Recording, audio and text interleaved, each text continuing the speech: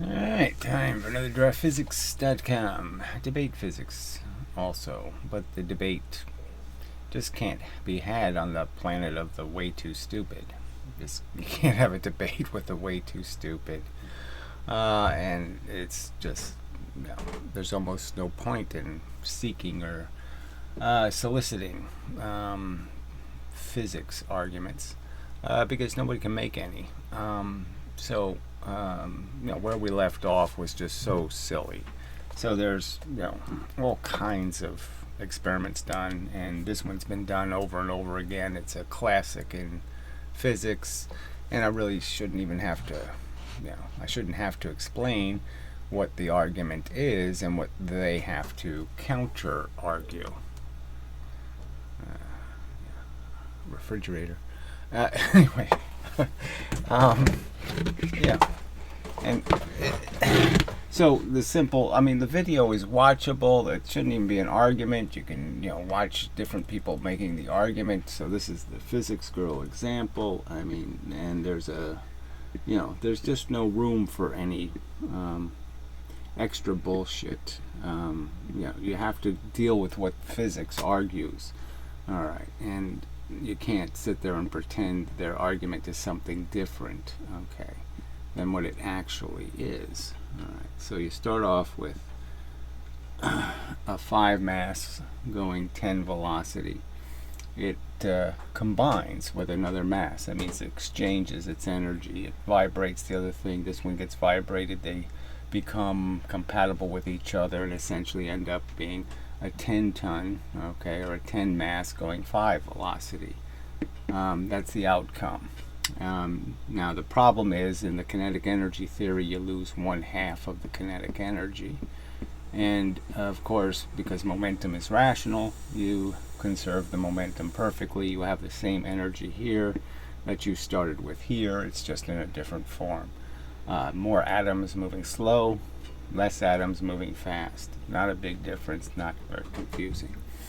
But this is a problem, so they have to explain it. So they just use the word. They just say, well, when this happened, there was a bunch of sparks and noises and things broke and things happened, and that's where the energy went. So they say the words, okay? They describe that very event, and they'll show you a tomato being exploded by a bullet or something. So, or a ping pong ball. They'll show the deformation and the loss of the energy through particulation, through dispersion into smaller things. And that's their argument, is that the energy is lost through some catastrophic dysfunction between the objects in terms of an inefficiency in transferring the energy. Now, clearly, the momentum is saying, no, you were very efficient. You got 99% of your momentum. All right, yes, you made a tiny bit of sound and you did a tiny bit of vibrating. But other than that, you did a very nice job of efficiently transferring the energy. And so you can't really make the argument that, again, there's no point. To have to say these things over and over again. You can't sit there and say, oh, look, I knocked a piece off and it flew out into space. And I didn't use any momentum. It took no momentum to make something fly off and go into space. Or it took no momentum to make a bunch of radiant heat fly off of the object. I didn't have to use any momentum. It makes no sense. It's crazily stupid. Alright, so this is a real paradox, a real problem for physics. It's really demonstrating the theory is kind of crackpot. It's kind of silly and stupid to, do this 1/2 every squared thing because it does this wacky crap. And it's really wacky crap that you can't explain. And again, the theory says that, this experiment's been done. Okay, it's been done. The 5-ton train has been collided, okay, in the form of a Newton's cradle, going 10 into the 10-ton going 5. And guess what? This one doesn't win. They hit here in the center, and that's exactly where the collision stays. Because they have the same momentum. Momentum rules. There's no KE ruling. Alright, and then I did the coupled oscillator experiments. there's just no, they have no attention, pay no attention to the arguments made. So I did a coupled oscillator with a, I think it was a 3 mass, I'm not sure, maybe just a 2 mass, and a 1 mass. All right, and you couple their oscillations, and what you end up with is all the energy here at 1 minute, and then a few seconds later, all the energy's over here, and this one ends up being dead quiet, and then the energy transfers, and it does it back and forth. No losses, almost lossless. I mean, it goes on for 15 minutes. It's so efficient in not particulating the energy and not creating heat radiation and not losing the energy to little bits flying off. Very efficient. And so there's just no denying that there's no price to transfer energy. Energy transfers aren't expensive. They're extremely cheap. You can do it for, if you want to give somebody $5, there's no tax. You can just give them $5 and you can keep the other 5. All right, and so even Piro commented on this nonsense, and you're just like, he's played pool. I mean, he's never imagined the pool table with no friction. And just imagine the idea would be, you have your pool table. Let's take away the pockets, okay, and just have the your little billiard balls, and you break them, and you cause energy in the system. Well, if there was no friction, you could understand it would just go on and on forever. All the energy eventually would be sort of distributed semi-equally between the balls. And so they'd all have an average speed that'd be pretty close. They'd all be pretty close to that average speed. Some would be going a little bit faster, some would be going a little bit slower. But generally speaking, you just distribute all the energy and it would just keep happening. They would keep moving forever with the energy you put in. And there'd be no tax. And so you have to come up with friction. You have to come up with some place where you do radiate the heat away as heat, or you radiate it away as a piece flying off, or you radiate it away as you bent the surface of the pool table and moved matter from one place to another. And you have to find some place to lose it. You have to explain where it happened. Because you can't destroy the energy and you can't create the energy. And I shouldn't have to argue this. This is such this is such child physics. I mean, this is stuff little kids can understand. I shouldn't have to sit there and argue stuff little kids can understand. I mean, damn. So this is just so beneath my dignity to have to endure assholes of this magnitude. Piro. I mean, I just can't believe he's this frickin' stupid.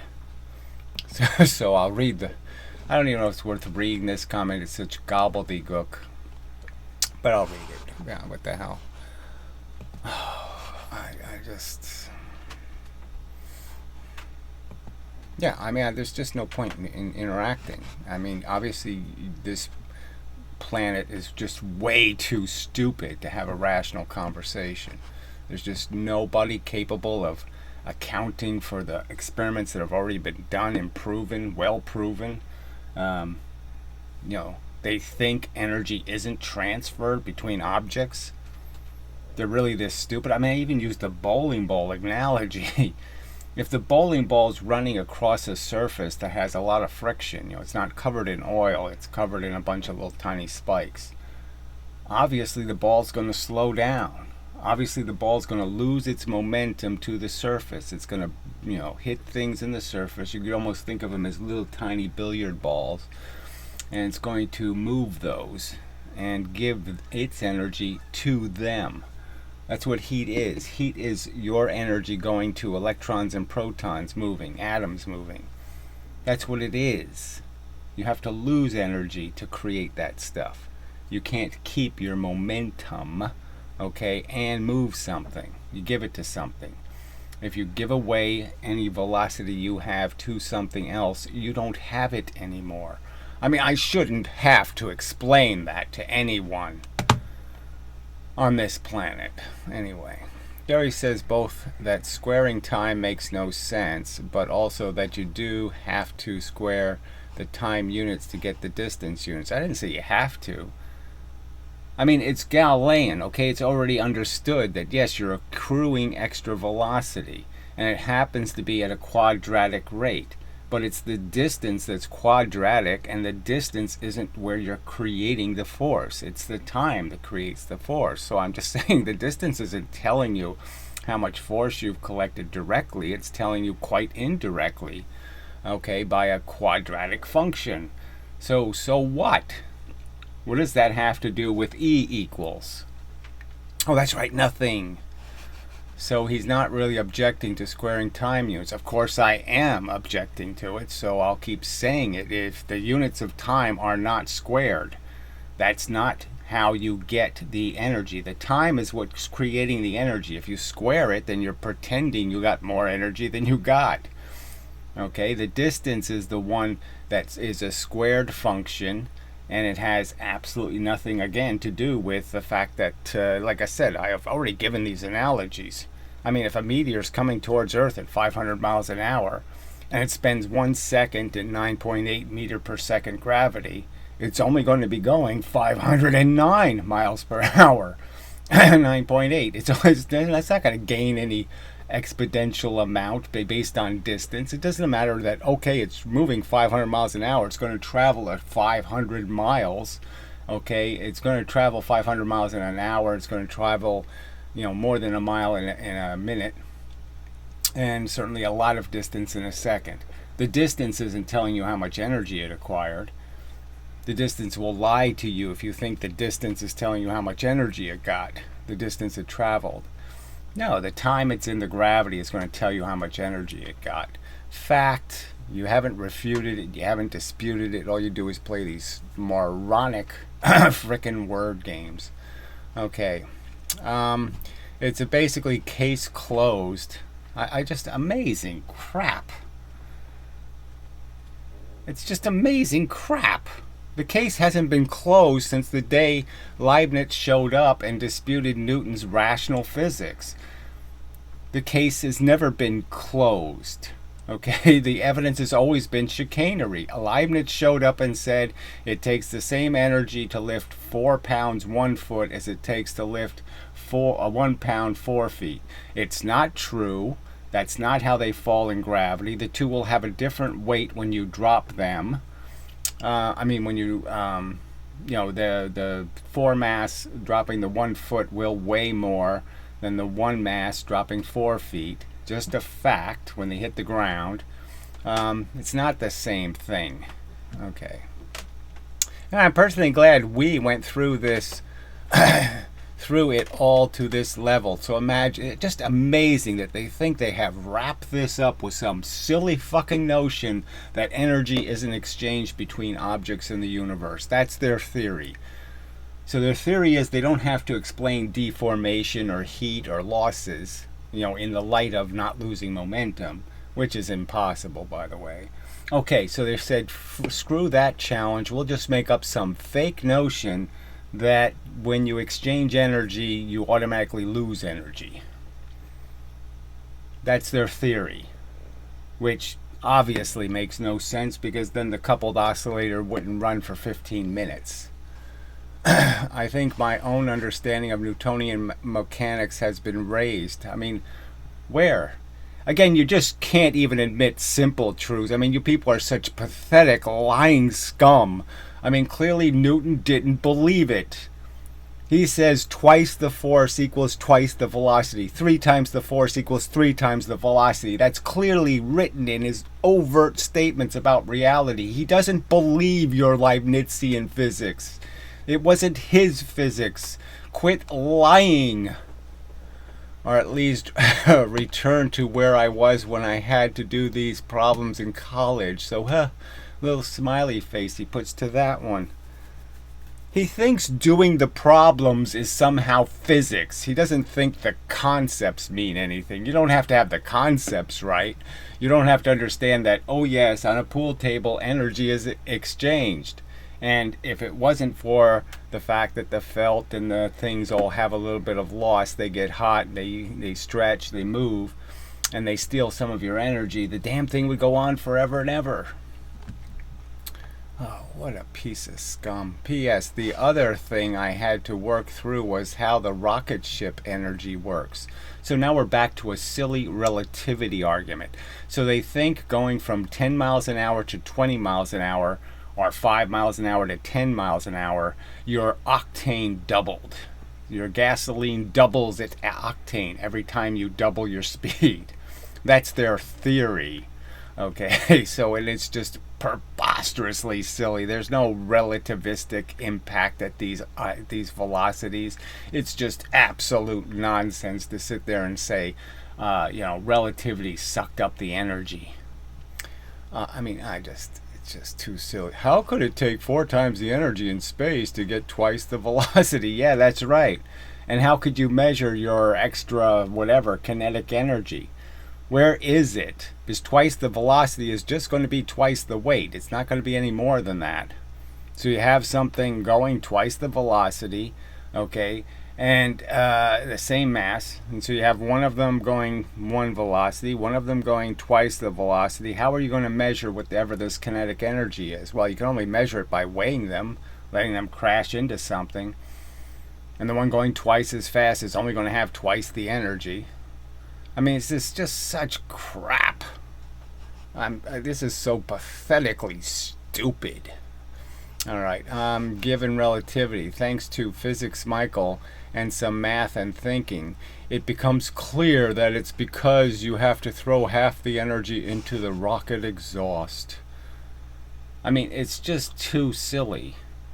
Yes, it is an explosion, but clearly you're not throwing half the energy into the exhaust, because how did the exhaust get to go that way? Well, it's going that way because what did you do? Oh, you have to even explain rockets to these morons. It's it's just, they're so pathetically stupid.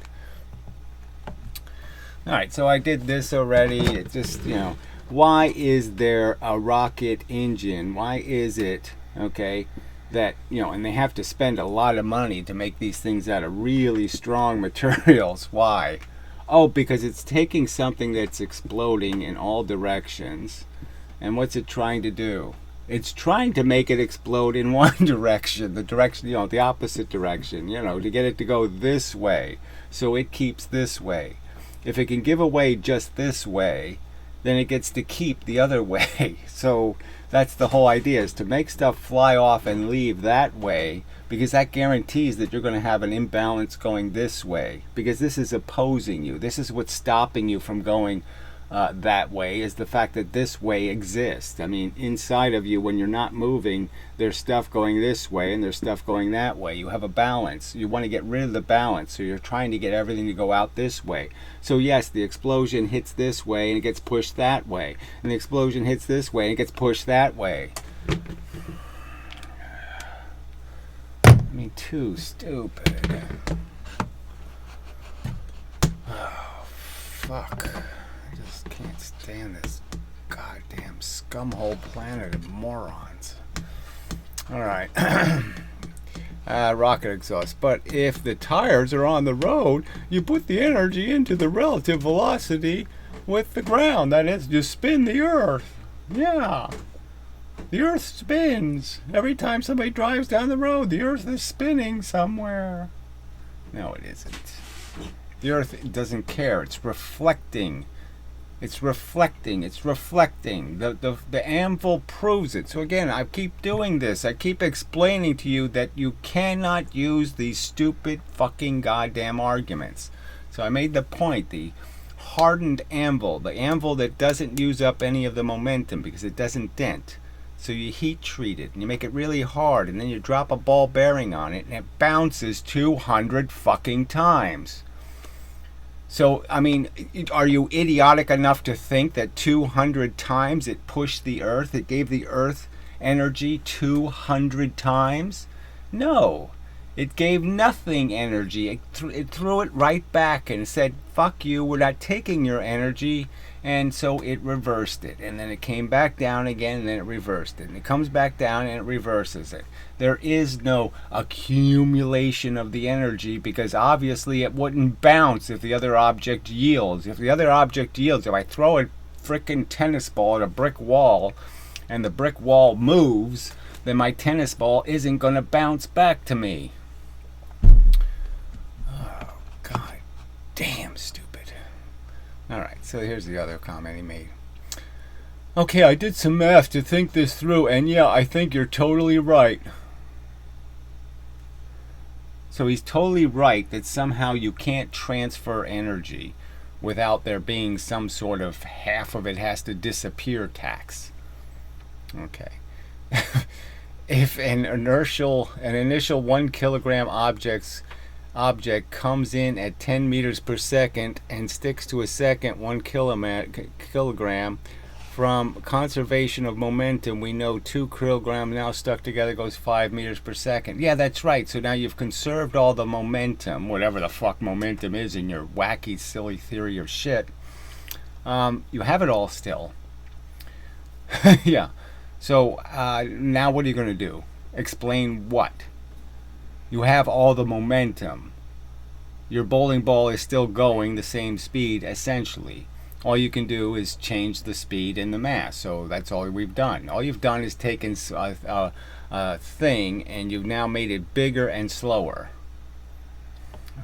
In space, that would be the same energy. So again, if I was throwing the 1 kilogram at 10 miles per hour out one side of the ship, or I throw 2 kilograms at 5 out the other side of the ship, my ship goes the same. Does Piro understand that? Does this dumb motherfucking imbecile fucking shit talking retarded piece of fucking goddamn human garbage, do you understand that if you can't move a spaceship with your fucking energy, then it must not be fucking real? Can you understand that argument, you fucking cunt? Will you please acknowledge the argument and say, yes, I understand, okay, that they have exactly the same capacity to move the spaceship. But that's not energy. Energy doesn't move spaceships. Is that your fucking argument, you fucking piece of shit? Alright. The incoming object has 50 joules. Says you. Did you ever measure it? No. Ever. Did your physics ever measure any of these fake joules you keep throwing around the universe? You do your silly little math and you never test any of it. Ever. Using a Joule device, right? Joule is famous for making machines that actually tested how much energy something has. This is the fucking gigantic irony. They named the fucking shit after the guy who was famous for trying to invent ways to measure absolute energy. And they don't ever do the experiment. They don't ever test it and show us the absolute fucking energy. They never use their tank of water. They never use anything to ever test the actual energy of a goddamn thing they says has 50 joules. And this has 600 joules. They've never tested the bullet having 2,000 joules and the gun recoil having 2. They've never tested it. And these weaselly cunts will sit there and tell me they've proven something. Fuck. What scummy liars. Alright, but the 2 kilograms stuck together object going 5 meters per second only has 25 joules. I say so. So even though it moves the spaceship exactly the same, it has 25 joules and the other one has 50. I mean, this is fucking retarded. Alright, well, to get... well, to get the still object up to 5 meters per second takes 12.5 joules. So his argument, again, just doesn't make any sense. You start off with, say, 100 joules. You're going to give away half of your energy, 50 of them. All right, and the fact is, though, that you're only going to give away 12, and you're only going to keep 12 because of their fucking formula, not because of some physical reality, because they're stupid, idiotic, squared velocity crap that has nothing backing it up. No experimental evidence proving it. And every bit of the history of it is a canard and a lie. Leibniz was wrong, okay? with the 4-pound thing. De Châtelet was wrong. Denting things with round objects isn't a great idea. Oh, fuck. Alright. The other 12.5 joules goes into slowing down the initial object. So it costs you energy to give away the energy. So every time a pool ball hits a pool ball, it magically loses a bunch of energy. And so it all comes to a grinding halt. If I get rid of friction, it comes to a grinding halt because of mv squared. Oh, I just hate this planet. Oh no, he typed more crap. Note, what gets weird thinking about this is frame of reference, for example, above. How could kinetic energy of the initial object go into slowing itself down? Yeah, how could it do that? But that's because of the initial object's point of view. The other object is moving and it has 50 joules of energy. Isn't it just so fucking baby talk? That he can make some sort of relativity argument. I keep all of the momentum, but I lose half the energy because relativity says so. What a pile of shit. Which, by the way, is one of the reasons that kinetic energy is confusing. And no, it's stupid. Unlike the energy in a chemical bond. So again, he doesn't even understand that chemical bond is made out of the energy of electrons and protons, which are in fact also moving in the universe. The little universe is the only universe. This idiot will never figure that part out. Anything that happens in the big universe happened in the small universe first. Oh, fucking goddamn. You people are just too stupid. The concept of kinetic energy is not local. It's between two different reference frames. So there's just no point, right? I shouldn't even have to. I shouldn't even. It's not local. I have an object moving and I drop a weight on it and it's not local? I'm too silly. I'm not going to read it anymore. Fuck this. Fuck this shit. Well, I better read it. Oh, it's just too stupid.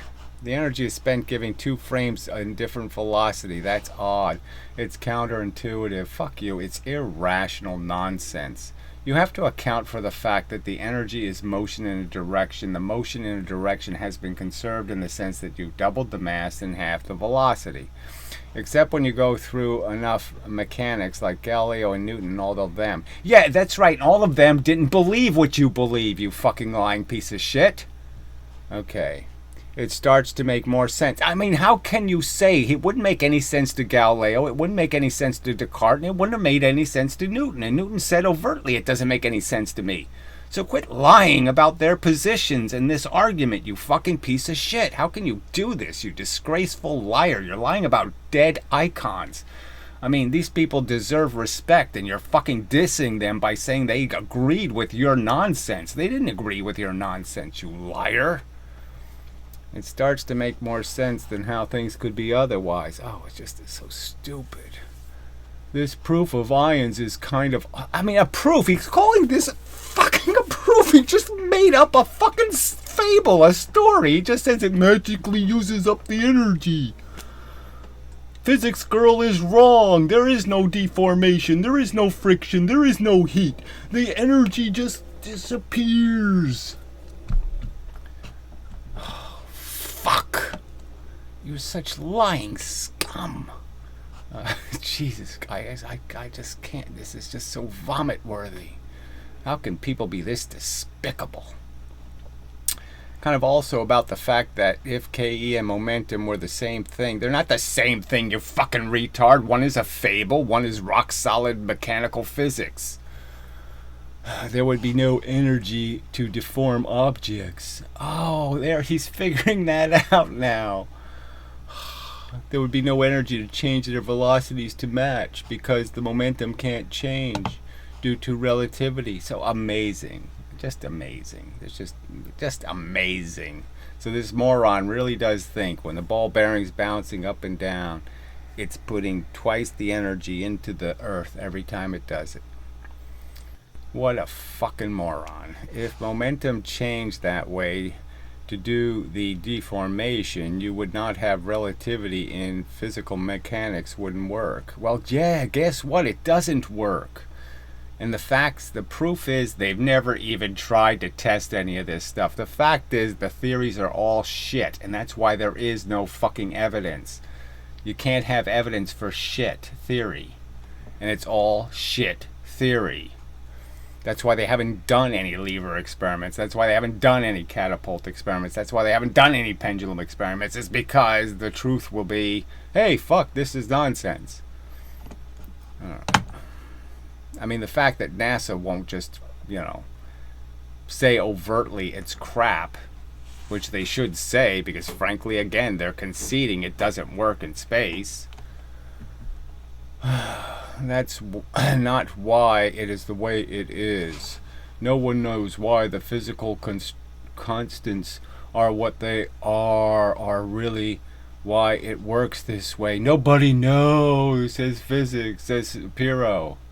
Nobody can understand it because it has to be wooey and spiritual. However, however it works, so that's amazing. This bullshit. I mean, it works. It doesn't work. You don't get right answers. You never test. Okay. Has to be consistent with actually being able to work. Yeah, again, no evidence that it works. No evidence ever that a 5-pound bowling ball going 10 miles an hour does more knocking of pins down than a 10-pound ball going 2.5 miles an hour. Should have used different numbers. Or did I say 10.5? No evidence. You have zero evidence that this faster bowling ball, lighter and faster bowling balls do more work. No evidence whatsoever. Just make up some more fucking lies, pretend the physics has done the experiment somewhere when it clearly hasn't. You can't link to the evidence. You're just such despicable liars. It makes sense that it can't be some way that doesn't work out, some way that isn't consistent. So amazing. Just amazing. And again, he keeps lying that Galileo or Newton would be on his side. They'd be on my side. They'd be arguing for the physics they tested over and over and over again. I think Galileo clearly knew gravity was a time-dependent force. It's about how long you're playing in the gravity. It's about how much energy you're going to collect. Free falling. Oh, you're just such despicable fucking liars. God damn it. I hate this planet. Scummy fucking human garbage. Defending science. These are the defenders of fucking goddamn science. Grotesque. These are the fans anyway. The players are despicable, wife-beating, evasive, cowardly little fucks. Physicist Michael. Cowards. Disgusting, lying cowards. Dr. Michael Coop. Anyway, disgusting. And your fans are just as bad as they are. Evasive, lying, scummy fabulists. Polluting poor young minds with absolute fake, phony, babbly, wooey religion. Oh, it fell into a wormhole. Well, if you fell through the singularity, you would be there for a bazillion years until the end of the universe, just floating around. Oh, God, you people are just disgusting.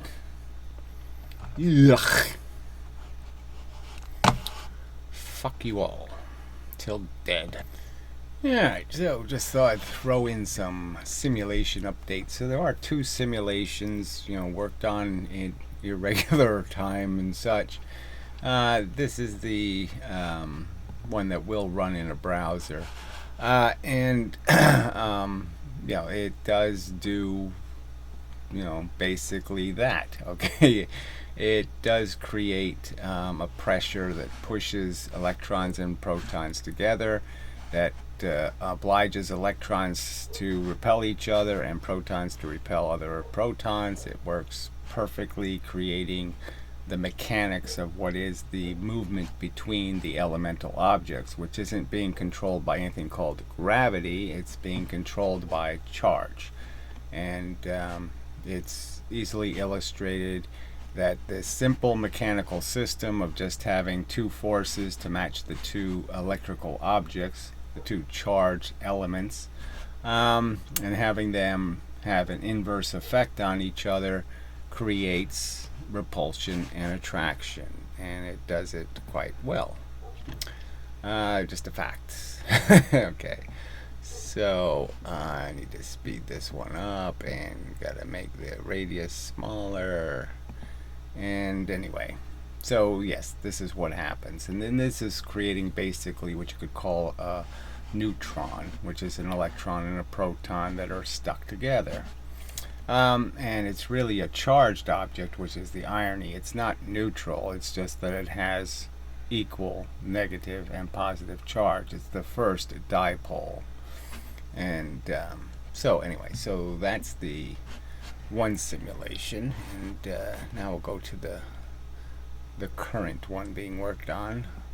Alright, so this one's probably a little hard to see, but you know, so I'll put a couple in, and you can see what happens rather rapidly. Well, that was my bad. We'll put one over here just for the sake of the argument. So in this case, they're allowed to, they don't become dipoles, they become switching poles. You could argue that at any one moment their sides can look different things. So this may be the reality, frankly, but the idea is once they're stuck together, they stay pretty much stuck together, and it would take a lot of energy to break them apart. They don't just fly apart. So you could argue that the decay event, okay, the fact that they claim neutrons decay. Well, I don't really need to get into the argument of why that's not very good theory. But anyway, this starts a process, and then this process goes a step further is when you start putting electrons, protons. See, if you do prevent them from sliding into each other, there you could almost see this is now a deuteron, that it has an electron, proton, electron. Yeah, see, it fell apart though. Not very durable. But once it does that, then it creates a system that can overcome drag, because the one in the back is essentially drafting. It can never be hit by opposing energy. So if you give it motion, it just keeps pushing forward, and it really can't hit anything because the energy is converted before it gets to it to benign, something it can't affect it. So essentially it's in a vacuum, seeing a vacuum forward, and that's what causes us to retain motion in a direction. So when you're moved, what's really happening is that those elements inside of you are being pointed in a direction, and that's why you end up moving in the direction, is because you end up sharing force pointing in the direction. The force repoints you in a direction, kind of thing. But anyway, so it's just kind of obvious that this very simple mechanism is creating these complex interactions between electrons and protons, and it's just dirt simple in terms of as a mechanical system. You don't need any wooey forces, you don't need any singularities, and you don't need any superpositions, and you don't need any entanglements, and you don't need any of that crap. So anyway, till the next time and such, and so forth and whatnot. God, I just hate this planet. It's just sad, right? That it might be, what, how many years after my death, or how long will it take for some physicists to look at this and say, yeah, that is working. I have to concede it's working. It really is creating the relationship between electrons and protons. It's doing it very well, and it's dirt simple. I mean, 2 + 2 + 2 physics, two kinds of force, two kinds of matter bit, two kinds of interaction. No 400 different, no antimatter necessary, no dark matter, no dark energy, none of that crap necessary. Very simple mechanical system. Force going the speed of light, matter being pushed by the force. By rules. Charge rules. Very simple. Come on. You know, and it will be ignored by science. And the fans of science will find it incredibly obnoxious. How dare I create a simulation out of simple elemental functions and claim that's physics, that's physical. Physics isn't physical. Physics is about God and woo and hobgoblin force. I mean, what do you mean? There's no pixie forces. There's no angel wings. How dare you have a physics theory that doesn't have magical elements in it? God. Just hate this planet. Just hate it. Fucking idiots. Lying, scummy, duplicitous, scummy liars. The whole fucking planet just covered with lying scum.